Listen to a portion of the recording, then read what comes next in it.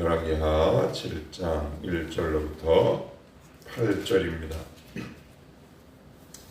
열왕기하 7장 1절로부터 8절 한 절씩 교독하면서 봅시다. 엘리사가 이르되 여호와의 말씀을 들을지어다. 여호와께서 이르시되 내일 이맘때 사마리아 성문에서 고운 밀가루 한 스아를 한 세길로 하고 한 세길로 매매하고 보리 두 스아를 한 세길로 매매하리라 하셨느니라. 그때 왕이 그의 손에 의지하는 자 곧 한 장관이 하나님의 사람에게 대답하여 이르되 여호와께서 하늘에 창을 내신들 어찌 이런 일이 있으리요 하더라. 엘리사가 이르되 내가 내 눈으로 보리라. 그러나 그것을 막지는 못하리라 하니라. 성문 어귀에 나병 환자 네 사람이 있더니 그 친구에게 서로 말하되 우리가 어찌하여 여기 앉아서 죽기를 기다리랴. 만일 우리가 성읍으로 가자고 말한다면 성읍에는 굶주림이 있으니 우리가 거기서 죽을 것이요 만일 우리가 여기서 머무르면 역시 우리가 죽을 것이라. 그런즉 우리가 가서 아람 군대에게 항복하자.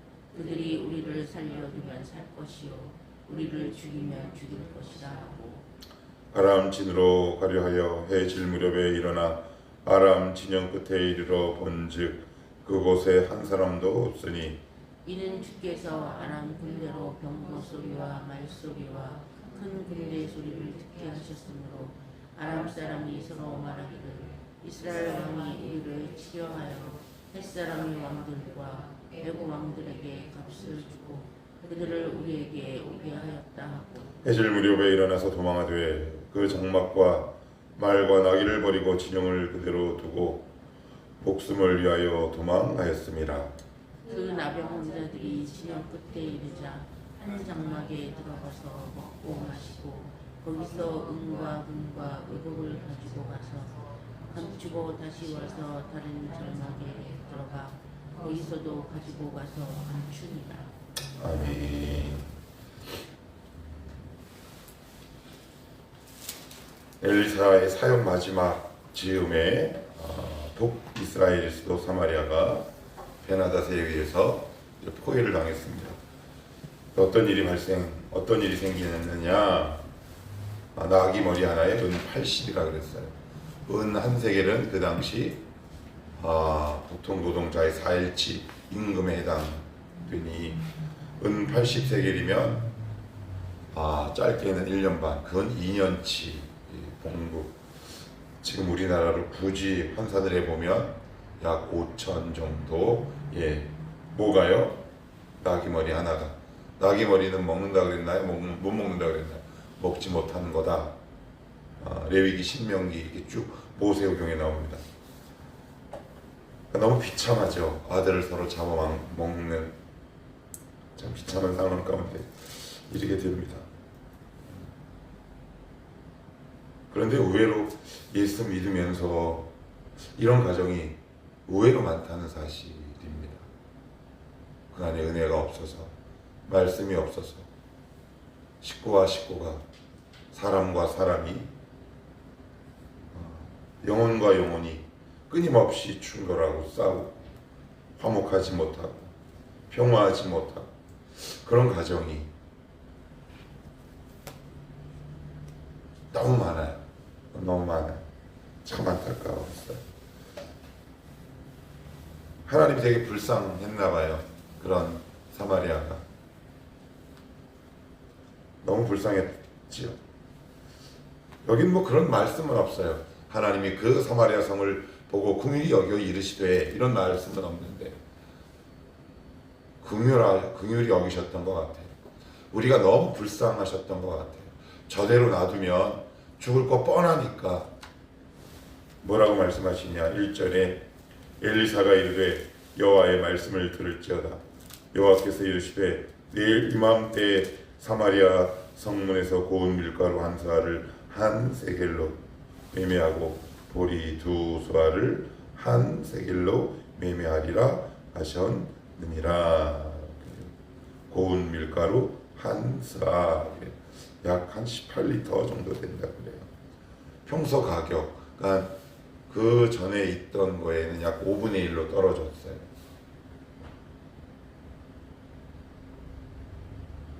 정상으로 돌아오죠. 질서를 잡아가죠. 말씀이 우리의 삶에 질서를 잡아갑니다. 말씀이 우리 가운데 구심이 될 때 우리는 비로소 사람다운 삶을, 그리고 질서를, 균형을 맞추게 돼요. 생명나무가 어디 있었나요? 에덴나무, 에덴 동산 중앙에 있었죠. 그죠? 중앙에 있어요. 말씀이 우리의 삶에 중앙에 있을 때 균형과 질서, 그리고 밸런스가 맞춰지기 시작합니다. 이게 바로 그 뜻을 담고 있잖아요. 폭등했던 식량과, 그리고 먹지 못했던 나귀머리 하나가 은 80세겔로 뛰어 올랐는데 그것이 툭 떨어져서 균형과 질서를 점점 찾게 되는 거죠. 말씀이 떠나가 보십시오.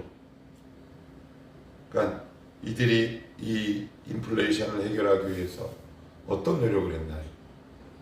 그 어떤 노력도 없었고 단 하나님의 말씀만 있었을 뿐이에요.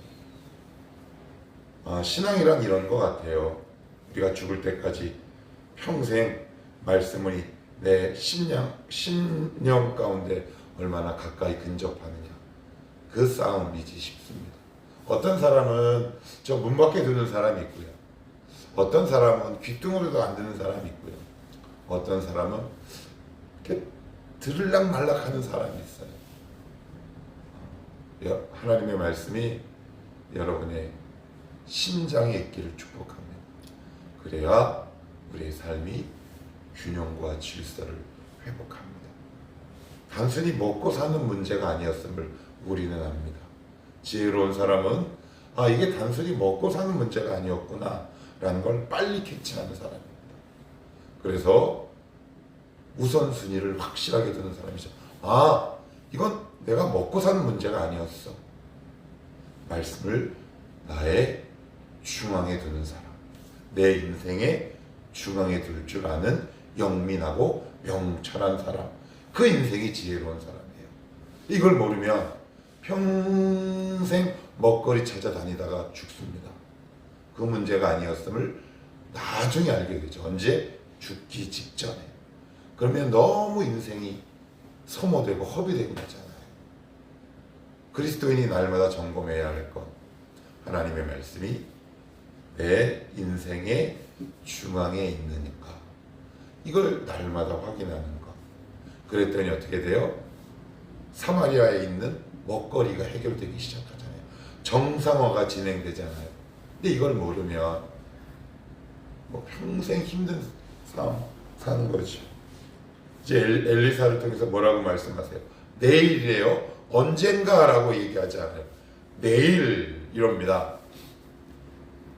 그랬더니 어떻게 반응하느냐? 2절, 그때 왕이 그의 손에 의지하는 자 곧 한 장관이 하나님의 사람에게 대답하여 이르되 여호와께서 하늘에 창을 내신들 어찌 이런 일이 있으리요. 그래, 내일입니다. 그런데 이따가 말씀을 드리겠지만 누구만 이 기쁨을 맛보냐면 문둥병자 4명만 맛봅니다. 자, 내일이 됐어요. 사마리아에 있는 이스라엘 사람들은 어디에 있나요? 그 성 안에 있죠? 갇혀 있나요? 아니면 자유케 됐나요? 역시 사마리아 성에 갇혀 있지요? 말씀을 믿지 못하면, 말씀이 없는 자는 늘 자유하지 못한 삶을 삽니다. 하나님, 진리를 알지니 진리가 너희를 자유하게 하라 하신 그 하나님의 말씀이 나에게 응하게 하옵소서. 하나님의 말씀은 우리를 자유하게 하지. 이 엘리사를 통해서 주신 하나님의 말씀을 믿었다면 나가면 되잖아요. 그죠? 그래, 아람군 물러갔어. 나가면 되는데 믿지 못해요. 여기서 이 왕이 대답한 게 사실 사마리아 백성들의 고백이지 싶어요. 여호와께서 하늘에 창을 내신들 그런 일이 있겠느냐. 그 다음 스텝으로 넘어가 봅시다. 이게 되게 무서운 거예요. 어떤 사람을 말씀을 들으면 이런 사람이 있어요. 그래, 좋은 말이야. 근데 나는 안 지킬 거야. 왜 좋은 쾌락이 있는데 왜 지켜? 그런 사람은 하나님의 역사를 절대 볼 수 없습니다. 아니면 귓등으로도 말씀이 아예 들리지 않아요. 이건 조금 심각한 거죠. 그래서 제가 늘 기도하는 부분이 있어요. 누구누구가 말씀이 들리게 없어서. 여기서 있으면 다 보이거든요. 여기 있으면 듣는 척 하는지 말씀을 듣는지 다 보여요. 안 들어요.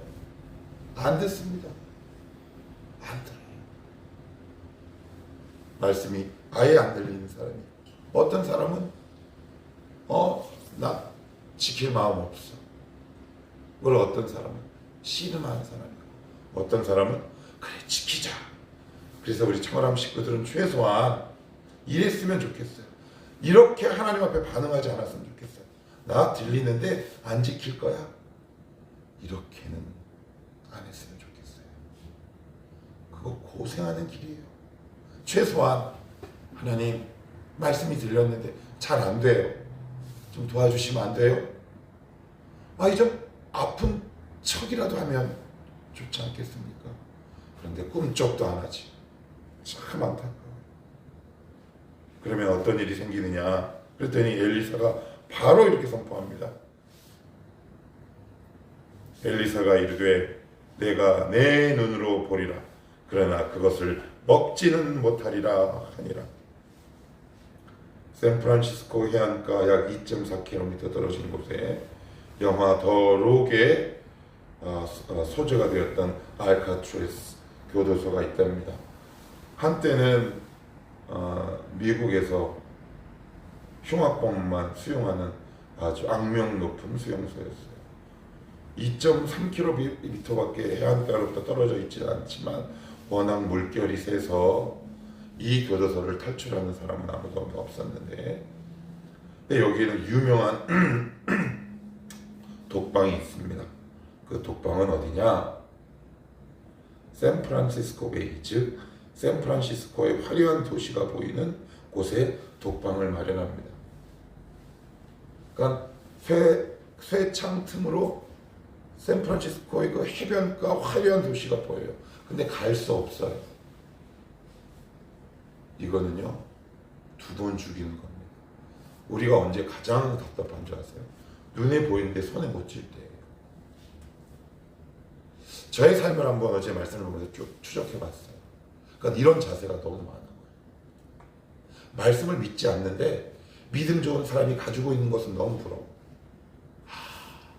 아닙니까? 믿음의 실력은 키울 생각 안 하고, 하나님 쟤는 왜 저에게 저런 거 복 주셨어요? 내 안에 악한 독이 너무 많았더라고. 싸다. 나는 그 복 못 받아도 싸다. 그런 생각 들어요. 지금 그 말씀하고 있는 거. 얘들아, 눈으로는 보지만 먹지 못할 거야. 너희 부러워만 하고 있냐? 믿음의 실력, 말씀의 실력을 키울 생각은 안 하고 누구 가진 것에 대한 시기와 질투로만 가득해 있다냐. 이게 우리를 향한 하나님의 따끔한 말씀이더라고요. 그 다음 경고 말씀은 더 두렵고 무서운 말씀이에요. 여기 보시면 3절 성문 어귀, 이 어귀란 말이 굉장히 놀라워요. 여기서 말하는 나병이란 말은 통치하는 거예요. 한번 생각해 보십시오. 여러분 레위기 이렇게 보시면 상처나고 움푹하게 솟아온 곳이 있거든. 문둥병으로 할지라. 그런데 그게 다 문둥병일까요? 악성 피부 질환은 이 당시 다 문둥병, 우리가 알고 있는 한센시병으로 진료를 한 거예요. 그러니 피부 질환이 좀 심한 사람들은 어떤 일이 생기느냐? 성문 바깥으로 쫓겨나요. 무슨 얘기예요? 공동체에서 쫓겨나는 거예요. 왜요? 이 악성 피부병은 하나님께 죄를 지어서 받는 징계요 저주라고 생각했기 때문에 이 구성 안에 들어올 수 없는 거라는 말이에요. 하나님의 말씀을 믿지 않으니 그 말씀의 그 은혜가 누구에게 갑니까? 나병 환자에게 갑니다. 요한계시록에 보면 그래요. 촛대를 옮긴다라는 표현이 나오죠. 예수 믿는 자가 가장 두려워야 할 게 뭐냐면 촛대가 옮겨가는 거예요. 하나님이 인자와 공율이 풍성하시죠. 구원을 취소하지 않으시죠. 그런데 거기에 취해서 이번에도 불순종하고 죄를 져도 나중에 또 회복하면 돼 라는 생활을 계속 반복하는 자에게 주시는 하나님의 경고입니다. 너 이러면 내가 촛대를 옮긴다. 촛대를 옮기면 어떤 일이 생기나요? 성령의 역사가 더 이상 일어나지 않아요. 교회가 가장 두려워할 게 뭔지 아세요? 촛대가 옮겨가는 거예요. 성령의 역사가 더 이상 일어나지 않아요. 그 교회 공동체에 더 이상 하나님의 역사가 일어나지 않아요. 그러니 변화는 더 이상 일어나지 않죠. 하나님의 말씀이 여러분들의 심령을 계속 칩니까? 그러면 들리면서도 모른 체 하지 마십시오. 최소한 몸부림은 치십시오. 그게 성도에 마땅한 도리입니다. 나 들려? 나 안 지킬 거야. 그런 자에게 하나님이 뭐라고 말씀하세요? 보는데 먹지 못하겠다 라고 말씀하세요. 그런데 우리는 이렇게 얘기하죠. 하나님 왜 안 주세요? 너 한 번이라도 내 앞에서 내 말씀을 진지하게 받았던 적이 있다냐? 이렇게 질문을 스스로에게 던질 수 있어야 합니다. 하나님 말씀 무시하지 마십시오. 하나님의 말씀은 선택과 그렇지 않은 중간의 옵션이 아닙니다. 하나님의 말씀은 절대적입니다. 하나님의 말씀을 절대적으로 인식하고 인정하는 자, 그를 하나님이 절대적으로 높이지 않겠습니까? 그런 자에게 먹거리가 풍성한 인생이 되지 않겠습니까? 영혼과 육적인 면에 있어서 모두 다. 우리 말씀에 대한 자세와 태도를 확 바꿔버립시다. 하나님 말씀에 대해 진지하게 하시고 말씀을 무시하지 않게 하옵소서. 그래서 이 나병 환자에게 그 안에 갇혀 있는, 이게 성문옥이란 말은 이거예요. 지금 북이스라엘 백성은 사마리아 성에 갇혀서 나오지 못해요. 그런데 저주받아서 사마리아 성 밖에 있는 사람들은 오히려 하나님의 은혜를 경험해요. 참, 이게 하나님의 역사는 몰라요. 모르는 겁니다. 공동체에서 출교된 사람들이란 말이에요. 하나님의 저주가 임했다라고 많은 사람들로부터 손가락질 받던 존재들이었단 말이죠. 그 자에게 하나님의 은혜가 옮겨갑니다. 그래서 뭐라고 해요? 여기 보시면 6절, 이는 주께서 아람 군대로 병거 소리와 말 소리와 큰 군대의 소리를 듣게 하셨으므로 아람 사람이 서로 말하기를 이스라엘 왕이 우리를 치료하여 헷 사람의 왕들과 애굽 왕들에게 값을 주고 그들을 우리에게 오게 하였다 하고 그래요. 그랬더니 8절, 나병 환자들이 진영 끝에 이르자 한 장막에 들어가서 먹고 마시고 은과 금과 의복에 들어 가지고 갔어. 사마리아 성 안에 있는 자들은 못 누려요. 그런데 사마리아 성 밖에 있는 4명의 나병 환자들은 지금 뭐 하고 있어요? 이빨 쑤시고 있어요. 그죠? 금은 잔뜩 쌓아놓고 있어요. 참 역설입니다. 이게 우리가 정말 두려워해야 할 부분이에요. 우리는 정말 말씀을 신뢰하고 있는 것. 어제 이 부분이 참 많이 와닿더라고요. 여호와께서 하늘에 창을 내신들, 야, 이거 비아냥거리는 거잖아. 이런 일은 절대 안 일어나. 이런 뜻 아닙니까? 이런 일은 절대 안 일어나. 우리 그렇게 믿는 거 있잖아요. 우리 집안에 이런 일은 절대 안 일어나. 그러면 오케이, 너 그렇게 믿는 대로 될지어다. 그런 말은 없어요. 그리스도인이 하지 말아야 할 것, 이런 일은 절대 안 일어나. 그거 절대 하지 마셔야 합니다. 하나님이 원하시면 일어납니다. 그게 성도의 바른 자세이지 않겠습니까? 하나님 우리에게 주시고자 하시는 것이 오직 요 은혜만 있겠습니까? 하나님의 말씀을 오늘도 겸손히 받는 자, 하나님 말씀 앞에 겸손히 순응하는 자에게 하늘의 신령한 은혜와 먹거리로 오직 넉넉하게 채우시지 않겠습니까? 오늘 이 말씀 확 붙드셔서 하나님 말씀이 내 인생의 중앙에 오게 하옵소서. 내 삶의 균형과 질서가 다시 세워지게 하옵소서. 이렇게 기도할 수 있기를 주님의 이름으로 축복합니다.